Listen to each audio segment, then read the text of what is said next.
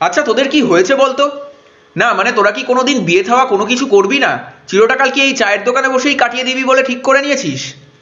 আগে যখন আমরা এখানে বসে থাকতাম তখন সুন্দরী মেয়েরা আমাদের সামনে দিয়ে গেলে তোরা কত সুন্দর ঝাড়ি মারতিস। তোদেরকে ঝাড়ি মারার কথা বলতেও হতো না, এত সুন্দর ছিল তোদের ঝাড়ি মারার স্কিল। মানে মেয়েরা আগে হেজিটেট করতো আমরা এখানে বসে থাকলে এখান দিয়ে যেতে, আর এখন কিরকম সুন্দরী মেয়েরা ফ্রিলি আমাদের সামনে দিয়ে চলে যায়, একটুও হেজিটেট করে না। মানে বঙ্গীয় পুরুষ সমাজ কি ভুলে গেল ঝাড়ি মারার কথা সুন্দরী মেয়ে দেখলে? বেকার বিয়ে থাওয়া করে কি লাভ বলতো? বলে বেকার বিয়ে করে কি লাভ?